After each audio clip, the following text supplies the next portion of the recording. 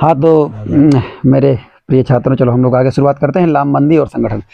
देखिए, हम लोग का जो चैप्टर हम लोग पढ़ रहे हैं, चैप्टर का नाम क्या है? जन संघर्ष और आंदोलन। जहाँ तक हम लोग पढ़ चुके थे लोकतंत्र और जन संघर्ष। अब लामबंदी और संगठन के बारे में पढ़ेंगे, किस तरह से लोग लामबंद हो जाते हैं, लोग क्यों इकट्ठा हो जाते हैं, किसी भी मुद्दे पर लोग कैसे इकट्ठा होते हैं, अब ये हम लोग पढ़ेंगे। और इसके साथ साथ देखिए हम लोग पढ़ेंगे कि भाई संगठन संगठन कैसे बने हैं।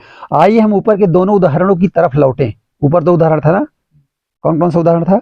अच्छा, बोलीविया का और वहां था नेपाल का। हमने देखा कि नेपाल में अनियतकालीन हड़ताल का आह्वान 7 दलों के गठबंधन यानी एसपीए ने किया था। सही बात है, आपको याद होगा 7 दलों गठबंधन ने जो है हड़ताल का आह्वान किया था। इस गठबंधन में ऐसे 7 बड़े दल शामिल हुए जिनके कुछ न कुछ सदस्य संसद में थे।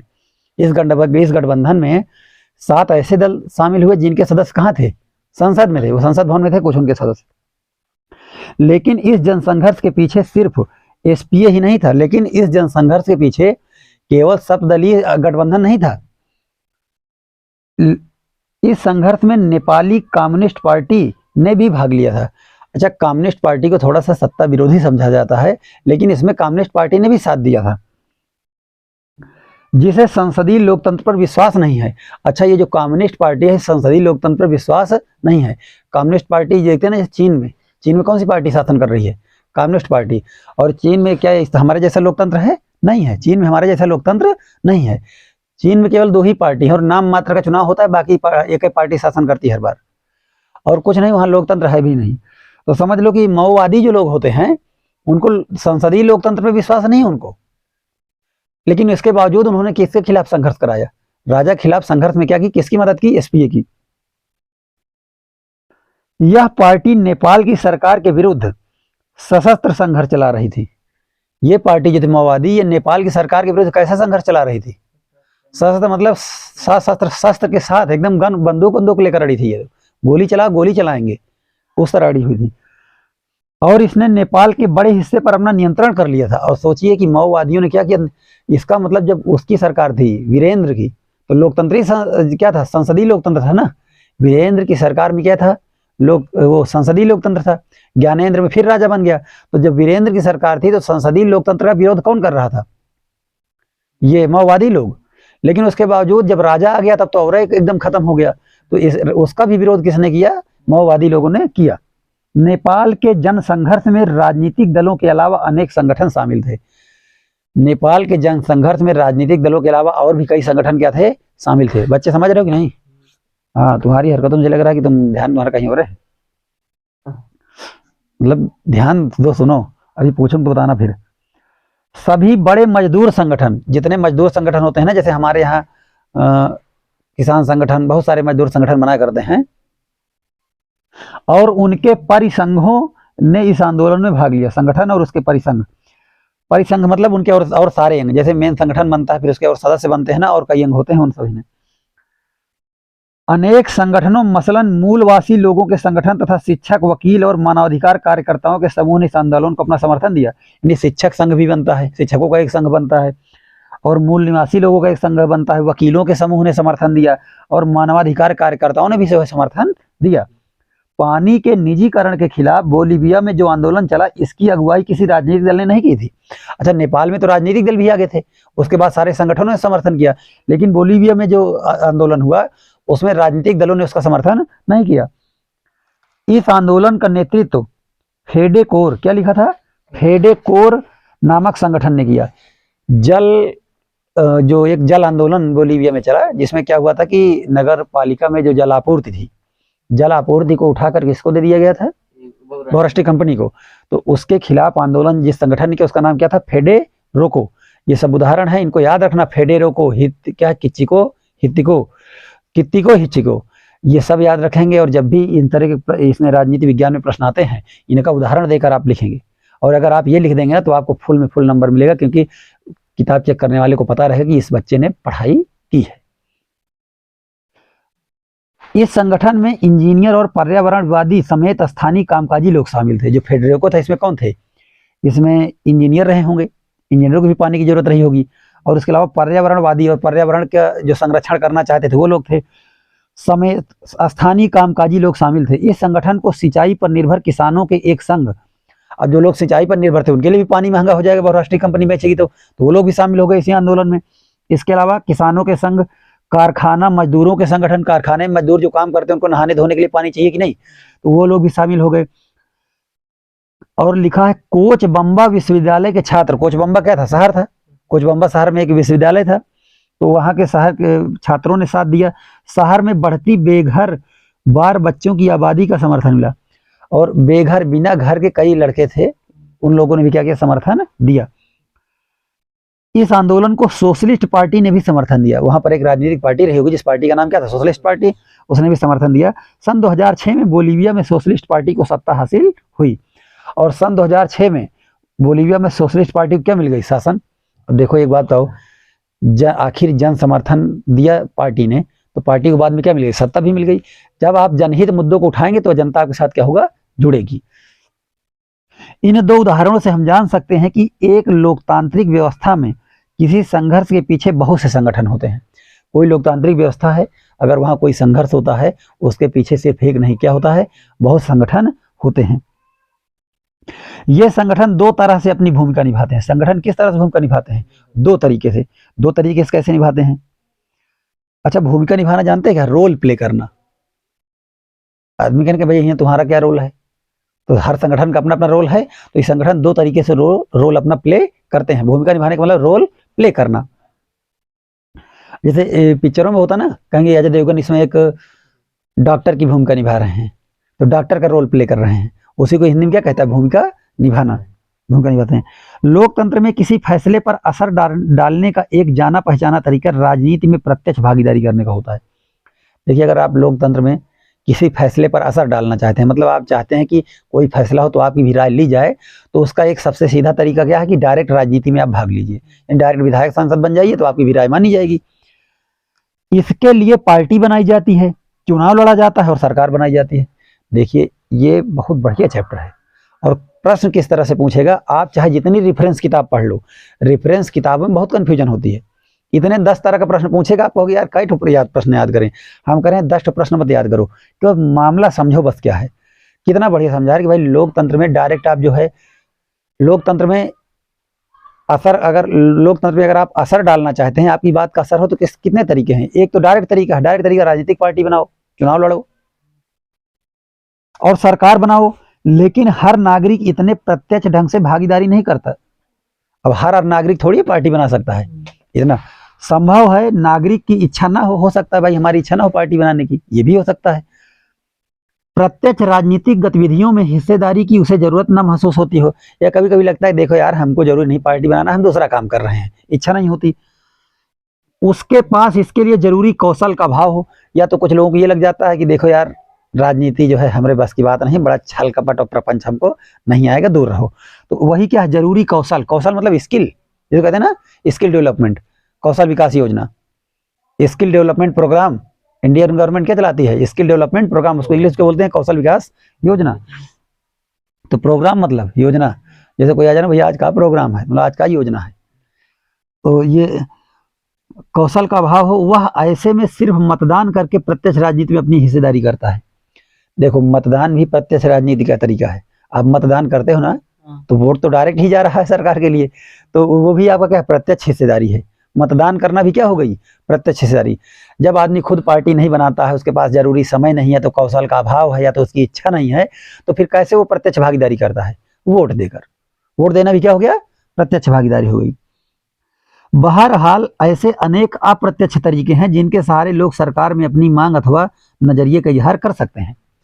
ये तो हो गया प्रत्यक्ष की बात, लेकिन प्रत्यक्ष के बाद अप्रत्यक्ष भी कई तरीके हैं जिनके जरिए लोग अपनी जो है इच्छा जाहिर करते हैं। लोग इसके लिए संगठन बनाकर अपने हितों अथवा नजरिए को बढ़ावा देने वाली गतिविधियां कर सकते हैं। लोग इसके लिए क्या करते हैं, संगठन बनाते हैं, और संगठन बना करके अपने हित की बात करने वाले नजरिए क्या करते हैं, बढ़ावा देते हैं। जैसे भीम आर्मी बनी हुई है, भीम आर्मी क्या है, जब वोट देने जाते हैं लोग तो वो डायरेक्ट भागीदारी करते हैं, लेकिन अप्रत्यक्ष तरीके से लोग क्या करते हैं, संगठन बनाए हुए हैं, और उनके क्या इच्छा है, क्या उनका विचार है, इससे वो लोग क्या करते हैं, मीटिंग वूटिंग करते हैं, तो समाज में विचार फैलता है। तो इससे क्या है, जो सरकारें सत्ता पे शासन कर रही होती हैं, कुछ ना कुछ इनको ध्यान में रख के फैसले करती हैं। देखो ज्यादा कुछ करोगे तो ये विरोध भी कर सकते हैं, है कि नहीं। तो ये क्या है, अप्रत्यक्ष तरीके से असर डालना, संगठन बनाकर। अपने हित समूह अथवा दबाव समूह कहते, इसे हम लोग क्या कहते हैं, हित समूह या दबाव समूह। ऐसे संगठन जो राजनीति में प्रत्यक्ष भाग न लेकर सरकार पर दबाव बनाने का काम करते हैं क्या कहलाते हैं, हित समूह या दबाव समूह कहलाते हैं। कभी कभी लोग बगैर संगठन बनाए अपनी मांगों के लिए एकजुट होने का फैसला करते हैं। कभी कभी लोग क्या करते हैं, बिना संगठन बनाए कहीं मीटिंग करके, जैसे मान लो किसी के खिलाफ प्रदर्शन करना है, ग्राम प्रधान ने कुछ गलत कर दिया, तो लोग एक ट्रैक्टर में बैठते हैं और चाल पहुंच जाते हैं, 10-20 लोग पहुंच जाते हैं कि नहीं, शोर करते हैं। तो क्या कोई संगठन का नाम नहीं है, लेकिन क्या है, अपना मांग करने के लिए सीधा पहुंच गए। तो लोकतंत्र में ये जरूरी है, और लोकतंत्र यही तो आजादी देता है। लोकतंत्र की सबसे बड़ी खूबसूरती यही है कि सारी चीजें जनता की मर्जी से चलती हैं।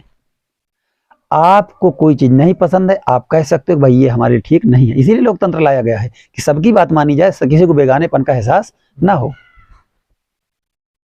ऐसे समूहों को आंदोलन कहा जाता है। जब बिना संगठन के लोग इकट्ठा हो जाते हैं, समूह क्या कहते हैं, आंदोलन। दबाव समूह वाले लोग इकट्ठा होते हैं। तो देखो, आप लोगों ने पहले तो राजनीतिक वालों को देखा बोलीविया और नेपाल में। अब हम लोग चलते हैं दबाव समूह और आंदोलन के पढ़ते हैं को, ठीक है। बतौर संगठन दबाव समूह सरकार की नीतियों को प्रभावित करने की कोशिश करते हैं। संगठन बनाकर जो दबाव समूह होते हैं क्या करते हैं, सरकार की नीतियों को क्या करते हैं, प्रभावित करने की कोशिश करते हैं, बिल्कुल प्रभावित करते हैं। जैसे देखो, सरकार ने जो एक SC/ST एक्ट था उसको कमजोर करने की कोशिश की केंद्र सरकार ने, नहीं केंद्र सरकार ने नहीं, सुप्रीम कोर्ट ने कमजोर करने की कोशिश, कुछ फैसला दिया था। तो उसके बाद से फिर भीम आर्मी ने क्या किया, आंदोलन किया। तो भीम आर्मी क्या है, एक दबाव समूह है, एक संगठन है, और इसने आंदोलन किया। तो इसके दबाव में आकर, और उसमें सिर्फ भीम आर्मी नहीं थी, जितने भी दलित संगठन थे, वाम से भीम आर्मी, भीम सेना, ऑल इंडिया के जितने भी हर राज्य में जितने अलग अलग थे, सब इकट्ठा हो गए और सबने आंदोलन किया 2 अप्रैल को।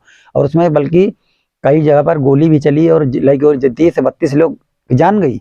लेकिन सरकार को क्या हुआ, पीछे हटना पड़ा, और सरकार ने तुरंत जो है संसद भवन में फिर कानून बना दिया।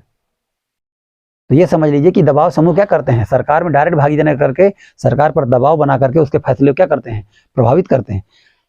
तो फैसला प्रभावित किए तभी तो वो कानून बना। देखो, यहाँ एक कार्टून दिया है यार, मुंगेरी लाल के सपने जारी रहते हैं, गरीबी हटाओ। क्या है, गरीबी हटाओ।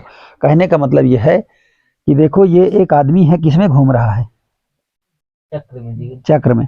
क्या कभी चक्कर से बाहर निकल सकता है? इसको लगता है बस थोड़ी देर और, लेकिन चक्र चलता रहेगा, इसको घूमता रहेगा। ये कभी क्या बाहर नहीं, कभी आजाद नहीं हो सकता इससे, ये घूम करके वहीं रह जाएगा। फील गुड, अच्छा महसूस। हाँ, बस फील गुड मतलब अच्छा। दरअसल क्या है ना कि ये कांग्रेस ने एक नारा दिया था गरीबी हटाओ का, कांग्रेस। अच्छा, लेकिन ये किताब मुझे बात अच्छी लगी। कांग्रेस ने एक नारा दिया था गरीबी हटाओ कि गरीबी हटाओ, और कांग्रेस इंदिरा गांधी ने नारा दिया था, और कांग्रेस जीती भी। इससे लोगों ने कहा चलो गरीबी हट जाएगी सबकी, लेकिन क्या सबकी गरीबी हटी? नहीं हट पाई। लेकिन लोग तो भाग गए उसको देखकर। तो वही कह रहा है कि जिस तरह ये मुंगेरी लाल के हसीन सपने हैं, इसको मुंगेरी लाल कहते हैं, ये आदमी मुंगेरी लाल है, मतलब हसीन सपने दिखाए जाते हैं। उसी सपने में देखो किस तरह दौड़ रहा है, लेकिन कभी ठीक नहीं होगा। और ये फील गुड का नारा किसने दिया था? बीजेपी ने। फील गुड का नारा बीजेपी ने दिया था। तो ये दोनों का नारा यहाँ दिया गया। इसका मतलब ये किताब ठीक ठाक है भाई। हर पार्टियों की ये करता है, थोड़ा सा कुछ ना कुछ दे देता है कि हर कोई, राजनीतिक पार्टियां कैसे सपने दिखाती हैं। राजनीतिक पार्टियां बिल्कुल मुंगेरी लाल के हसीन सपने दिखाती हैं। जैसे ये मुंगेरी लाल है, उस चक्कर में घूम रहा है, इसको पता नहीं है कि चक्कर कभी रुकेगा नहीं, तक घूमना कभी रुक पाएगा नहीं, ये कहीं पहुंचेगा नहीं, इसी गोल गोल में घूम के रह जाएगा। उसी तरह जनता है, जनता क्या है, यही पार्टी से वो पार्टी, उस पार्टी से पार्टी, गोल गोल घूम के रह जाती है। एक नारा देता है गरीबी हटाओ, तो एक बार उधर जाते हैं। एक नारा देता है फील गुड, एक बार फील गुड की तरफ आते हैं। फील गुड से गरीबी हटाओ से फील गुड, बस वही गोल गोल घूमते रहते। तो कितना बढ़िया ये जो है कार्टून दिया है। किसने बनाया? केशव द हिंदू, केशव ने बनाया इसको। केशव इसके वो है, और द हिंदू न्यूज़पेपर का नाम है जिसमें छपा था। अब देखिए, लेकिन राजनीतिक पार्टियों के समान दबाव समूह का लक्ष्य सत्ता पर प्रत्यक्ष नियंत्रण करने अथवा उसमें हिस्सेदारी करने का नहीं होता। अच्छा, लेकिन ये कह रहा है, लेकिन जो दबाव समूह होते हैं, राजनीतिक पार्टियों के समान दबाव समूह का लक्ष्य सत्ता पर प्रत्यक्ष नियंत्रण करने अथवा उसमें हिस्सेदारी करने का नहीं होता। ये दबाव समूह होते हैं, ये राजनीतिक पार्टियों की तरह जो है सत्ता पर नियंत्रण नहीं करना चाहते। ये सिर्फ किस लिए बनते हैं कि इनकी बात मानी जाए बस। बाकी जैसे किसान संगठन क्या चुनाव लड़ने के लिए बने हैं क्या? चुनाव लड़ने के लिए नहीं, ये चाहते हैं बस किसानों की बात रखने के लिए बने हैं, अपनी बात मनवा लेते हैं, बस राजनीतिक पार्टी की तरह सत्ता हासिल नहीं करना चाहते। दबाव समूह का निर्माण तब होता है जब समान पेशे, हित, आकांक्षा व मत के लोग एक समान उद्देश्य को प्राप्त करने के लिए एकजुट होते हैं। दबाव समूह कब बनता है? जब समान पेशे के लोग, समान पेशा मतलब समान तरह काम करने वाले लोग, समान हित मतलब एक ही हित चाहने वाले लोग, या समान आकांक्षा मतलब एक ही इच्छा के लोग, अथवा मत मतलब बुद्धि के लोग एक समान उद्देश्य, एक बराबर का उद्देश्य लेकर क्या करते इकट्ठा होते हैं। जैसे अभी तक ये संगठन किसानों का है, अब किसान जो इकट्ठा होते हैं सबका उद्देश्य क्या होता है? किसानों की भलाई। तो सब लोग एक ही उद्देश्य के लिए इकट्ठा होते हैं, तो क्या समान तरह के लोग, अब सभी लोग खेती करते हैं तो इन सबका पेशा भी खेती है, और सब लोग किसानों की भलाई के लिए इकट्ठा होते हैं, सबका उद्देश्य भी क्या है? एक है। तो जब समान हित के लोग, समान पेशे के लोग एक समान उद्देश्य के लिए इकट्ठा होते हैं तो क्या बनता है? दबाव समूह। ऊपर की चर्चा में हमारा सपना कुछ ऐसी बातों से हुआ, सामना लिखा है यार, मैं भी क्या हिंदी पढ़ रहा हूं। ऊपर की चर्चा में हमारा सामना कुछ ऐसी बातों से हुआ जिन्हें हम संगठन नहीं कह सकते। नेपाल में हुए जन संघर्ष को लोकतंत्र के लिए दूसरा आंदोलन कहा गया था। हम अक्सर कई तरह की सामूहिक कार्रवाइयों के लिए जन आंदोलन जैसा शब्द व्यवहार होता सुनते हैं, जैसे नर्मदा बचाओ आंदोलन, सूचना के अधिकार का आंदोलन, शराब विरोधी आंदोलन, महिला आंदोलन या पर्यावरण आंदोलन। दबाव समूह के समान आंदोलन भी चुनावी मुकाबले में सीधे भागीदारी करने के बजाय राजनीति को प्रभावित करने की कोशिश करते हैं। ये बड़ा लंबी लाइन हो गई। हम अक्सर कई तरह की सामूहिक कार्रवाइयों के लिए जन आंदोलन जैसा शब्द व्यवहार सुनते हैं। कहने का मतलब कई तरह जो सामूहिक कार्रवाई होती है जहां लोग समूह में इकट्ठा होकर अब कुछ कार्रवाई की मांग करें, जहां पर लोग समूह में इकट्ठा होकर किसकी मांग करें? कार्यवाही की मांग करें, तो हम लोग उसको अक्सर क्या कह देते हैं? जन आंदोलन। अक्सर हम लोग उसको जन आंदोलन कह देते हैं। जैसे देखो नर्मदा नदी पर कार्रवाई के लिए लोग इकट्ठे हुए, तो उसे क्या कहा बोला गया? नर्मदा बचाओ आंदोलन। और क्या होगा? कहानी हो सकता है आगे दी हुई हो। फिर आगे दिया गया सूचना के अधिकार का आंदोलन। लोग सूचना के अधिकार के लिए इकट्ठा हुए, लोग इकट्ठा हुए, लोगों ने कहा कि देखो भैया, हमारा नेता कितना पढ़ा लिखा है, हमारा नेता कितना संपत्ति का है, जिस नेता को हम वोट देने जा रहे हैं उसके खिलाफ कितना अपराधी मुकदमा चल रहा है, उसके खिलाफ कौन कौन सी घटना चल रही है, हमें इसकी जानकारी चाहिए। दूसरी चीज, अगर हम नौकरी के लिए कहीं फॉर्म भरते हैं, हमारी फाइल पता कहते हैं आपका सिलेक्शन नहीं हुआ, तो हमारी फाइल कहाँ तक पहुंची, उसमें हमारी कमी क्या रह गई, ये जानकारी हमें होनी चाहिए। पहले क्या करते ना, कोई जानकारी नहीं देते थे, जिनको सिलेक्ट होना कर दिया, बाकी तुम्हारी फाइल फेंक दिए, कोई मतलब नहीं, कोई सूचना नहीं, कहेंगे नहीं हुआ तुम्हारा, तुम पूछ भी नहीं सकते थे। क्यों? सूचना का अधिकार ही नहीं। जब से सूचना का अधिकार आया, आप सूचना ले सकते हैं कि ये बताइए हमारी फाइल कहाँ तक पहुंची, किस लेवल तक पहुंची, और किस लेवल के बाद हटाई गई और क्यों हटाई गई। वहां पर जैसे मान लो किसी दूसरे की फाइल आगे बढ़ गई, तो हमारी फाइल पीछे क्यों हट गई, वहां से क्या गलती थी और दूसरे में क्या ऐसी कमी नहीं थी जो वो आगे बढ़ गई, सूचना हमें मिल सकती है। यहां तक कि आप ये देख सकते हैं हमारा नेता कितना पढ़ा लिखा है। अभी प्रधानमंत्री जी की डिग्री मांगी गई थी, प्रधानमंत्री नरेंद्र मोदी जी की डिग्री मांगी गई थी, और जब प्रधानमंत्री नरेंद्र मोदी जी की डिग्री मांगी गई थी तो उसमें बड़ा विवाद हुआ था। फिर जो है समझ लीजिए प्रधानमंत्री की एमए की डिग्री, प्रधानमंत्री जब गुजरात में चुनाव लड़ रहे थे तो उन्होंने क्या बोला कि मैं तो ज़्यादा पढ़ा लिखा नहीं हूँ, कक्षा 10 तक पास हूँ। फिर उसके बाद कहीं पर उन्होंने इंटर कह दिया, कहीं एमए कह दिया, तो लोगों को शक हो गया कि यार प्रधानमंत्री काहे बार बार झूठ बोल रहे हैं, कहीं हाई स्कूल कह रहे हैं, कहीं एमए कह रहे हैं। तो जनता ने उनकी डिग्री मांग ली। कुछ दिन तो पहले छिपाते रहे, फिर इनकी एमए की डिग्री दिखाई दी गई, और पता नहीं कौन विश्वविद्यालय से एमए की डिग्री दिखाए हैं। तो हमें लगता है जब जंगल घूमने चले गए तो पढ़ाई लिखाई कब कर रहे थे। तो बड़ा इसमें विरोधाभास है, इसमें क्या है, बहुत विरोधाभास है। फिर उसमें ये देखा गया जो आरटीआई कानून था उसको कमजोर किया गया। आरटीआई कानून क्या किया गया, कमजोर किया गया। उन्होंने कहा अरे यार जनता तो बड़ी खतरनाक है, चाहे देखो वही सूचना मांग लेती, प्रधानमंत्री डिग्री मांग लेती है। तो इसलिए धीरे धीरे उस कानून क्या किया गया, कमजोर किया गया।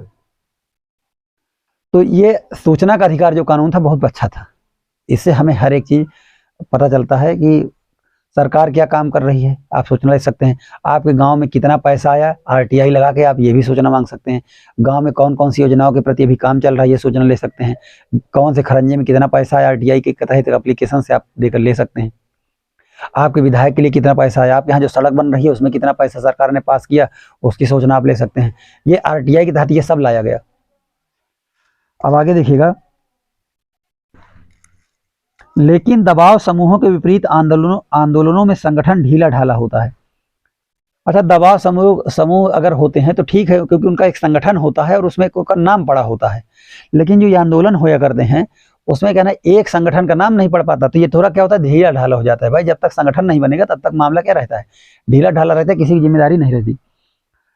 और ये फैसले भी क्या होते हैं, लचीले होते हैं। और ये फैसले क्या होते हैं, लचीले होते हैं। आंदोलन जनता की स्वतः स्फूर्त भागीदारी पर निर्भर होते हैं, ना कि दबाव समूह पर।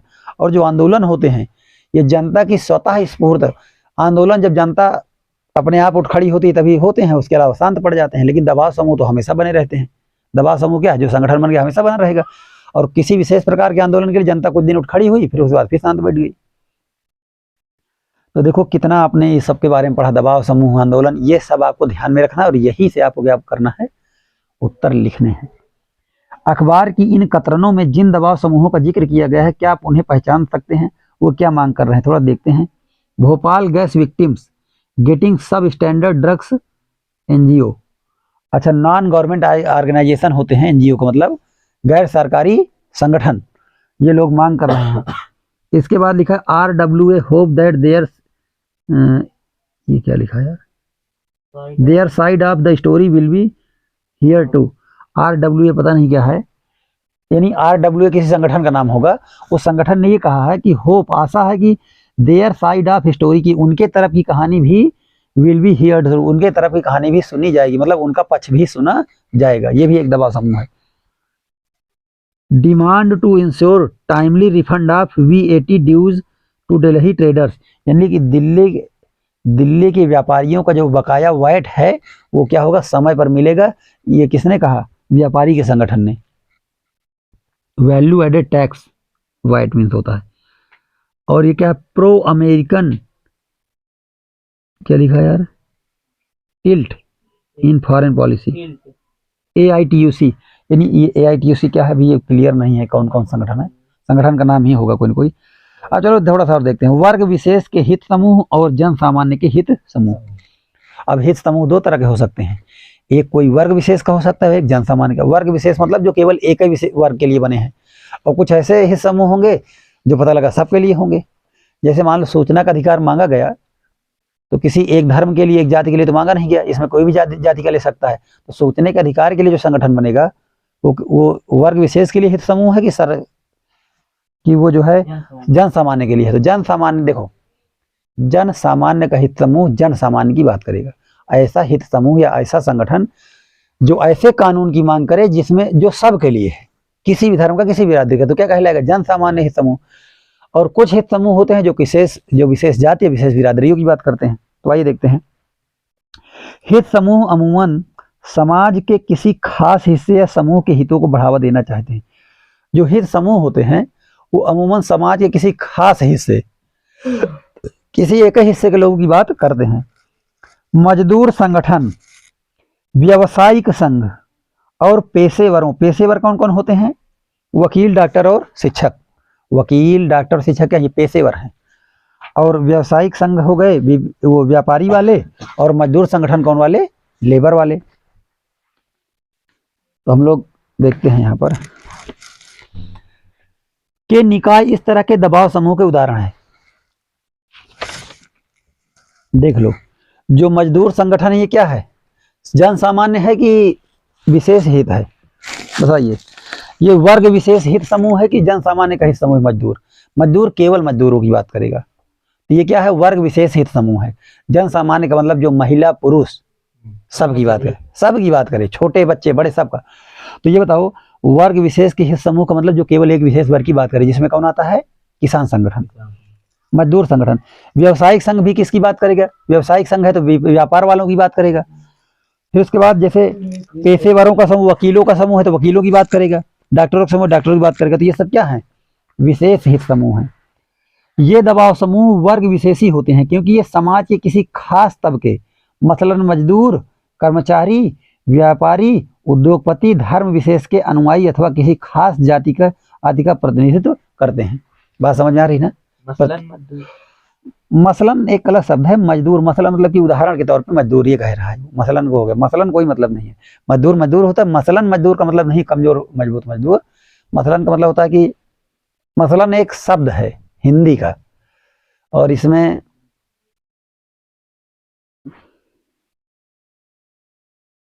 मसलन मतलब सामान्यता, मसलन मतलब क्या हो गया, सामान्यतः मजदूर, कर्मचारी, व्यवसायी, उद्योगपति धर्म विशेष के अनुयायी अथवा किसी खास जाति आदि का प्रतिनिधित्व करते हैं। ऐसे दबाव समूह का मुख्य सरोकार पूरे समाज का नहीं बल्कि अपने सदस्यों की बेहतरी और कल्याण करना होता है। ऐसे जो समाज के लोग, ऐसे जो विशेष समूह होते हैं, इनका उद्देश्य क्या होता है बताओ? पूरे समाज की भलाई होती है कि अपने वर्ग के लोगों का भलाई चाहते हैं। जैसे वकीलों का संगठन है, अभी सरकार से कोई मांग करें, केवल किसकी मांग करें? केवल वकीलों का, केवल बस वकीलों को फायदा हो जाए। जैसे शिक्षक संघ है तो किसकी मांग करेगा?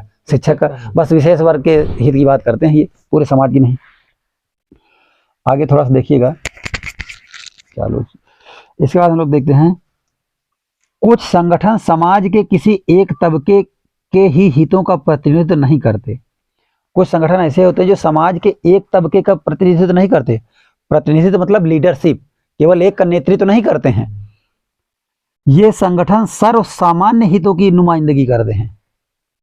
नुमाइंदगी मतलब होता है अपने उनके मुद्दे को उठाना। जैसे अगर तुम हमारे मुद्दे उठा रहे हो तो हमारी नुमाइंदगी कर रहे हो, ठीक है ना। नुमाइंदगी मतलब होता है किसी के मुद्दे को ले जाकर मतलब उपस्थित करना। जैसे मान लो कि जिसको कुछ, कभी कभी कुछ लोगों को लोग चमचा कह देते हैं ना। जैसे मान लो कि जैसे तुम गए कहीं पर और मान लो तुम गए और प्रसाद कहीं बट रहा है, राज तुम कहे ऐसा यार नहीं, हमको प्रसाद दे दो, हमारे भाई को दे दो, कहीं क्या है उनके चमचा कर लीजिए है, तुम उनके कहीं बात कर रहे हो, ऐसे बोलते हैं ना लोग। तो लेकिन तुम हाँ, वकील किसकी नुमाइंदगी करेगा? वकीलों की। डॉक्टर किसकी नुमाइंदगी करेगा? सारे डॉक्टरों की। और जो व्यापारी हैं वो किसकी नुमाइंदगी करेंगे? केवल व्यापारियों की। लेकिन कुछ संगठन ऐसे होते हैं जो समाज के सभी वर्गों की नुमाइंदगी करते हैं, जिनकी रक्षा जरूरी होती है। संभव है ऐसा संगठन जिस उद्देश्य को पाना चाहता हो। अच्छा, ऐसे संगठनों की रक्षा जरूरी है। कैसे संगठन की? जो सभी समाज के हित की बात करें। ऐसा संगठन जिस उद्देश्य को पाना चाहता हो उससे इसके सदस्यों को कोई लाभ ना हो। और कुछ ऐसे संगठन होते हैं जो ऐसे लक्ष्य को पाना चाहते हैं कि उस लक्ष्य से उनके संगठन कोई लाभ, उनके संगठन के सदस्य कोई लाभ नहीं होता। लाभ किसका होता है? जनता का। मतलब उनका स्वयं को कोई लाभ नहीं है, लेकिन वो क्यों संगठन बना के मांग करते हैं? क्योंकि जन सामान्य का, सबका लाभ हो, सबके लिए वो मांग करते हैं। देखते हैं, बोलीविया के लिखा है, बोलीविया का फेडेकोर नाम का संगठन ऐसे ही संगठन का उदाहरण है। जो बोलीविया का फेडेकोर संगठन था, ये कैसा उदाहरण है? जन सामान्य का मुद्दा। एक बात बताओ, क्या फेडेकोर संगठन में जितने आदमी थे, अगर जल की कीमतें कम हुई तो क्या केवल उनके संगठन के आदमी का लाभ हुआ? सबका हुआ ना। तो वही चीज है कि तो ये कैसा संगठन है? ये जन सामान्य का संगठन है। ये केवल विशेष, कुछ खास विशेष समूह के हितों का नहीं है, बल्कि कैसा, ये जन सामान्य का संगठन है। नेपाल के मामले में हमने देखा कि वहां के मानवाधिकार के संगठनों ने भी भागीदारी की थी। हमने ऐसे संगठनों के बारे में कक्षा 9 की किताब में पढ़ा था। कक्षा 9 में ऐसे संगठनों के बारे में क्या किया, पढ़ाया गया था। इन दूसरे किस्म के संगठनों को जन सामान्य के हित समूह अथवा लोक कल्याणकारी समूह कहते हैं। जो दूसरे किस्म के संगठन होते हैं, एक तो विशेष हित वाले हो गए, एक दूसरे किस्म के कौन से हैं? जो जन सामान्य के लिए मांग, जो सबके लिए मांग करते हैं, इनको क्या कहते हैं? इनको लोक कल्याणकारी समूह कहते हैं। अगर पेपर में आ गया कि जन सामान्य के हित समूह या लोक कल्याणकारी हित समूह क्या होते हैं, तो लिख लेंगे अब, ठीक है ना। ऐसे संगठन किसी खास हित के बजाय सामूहिक हित का प्रतिनिधित्व करते हैं। जो लोक कल्याणकारी समूह होते हैं क्या करते हैं? किसी विशेष हित की बजाय जन सामान्य के हित का प्रतिनिधित्व करते हैं। प्रतिनिधित्व का मतलब होता है रिप्रेजेंट करना। इनका लक्ष्य अपने सदस्यों की नहीं बल्कि किन्हीं और की मदद करना होता है। इनका लक्ष्य नहीं होता कि बस अपने सदस्य की मदद कर दें। हालांकि वकीलों का संघ बनेगा तो वकीलों की मदद कर पाए, केवल अपने सदस्य का, लेकिन इनका होता है सबकी मदद करना। मिसाल के लिए हम बंधुआ मजदूरी के खिलाफ लड़ने वाले समूहों का नाम ले सकते हैं। बंधुआ मजदूरी के खिलाफ लड़ने वाले समूहों का नाम ले सकते हैं नाम। ऐसे समूह अपनी भलाई के लिए नहीं बल्कि बंधुआ मजदूरी के बोझ तले पिस रहे लोगों के लिए लड़ते हैं। तो देखो, जो बंधुआ मजदूरी होती है, बंधुआ मजदूरी में क्या होता है, कुछ लोग बंधुआ मजदूरी का काम करवाते हैं। आगे देखते हैं,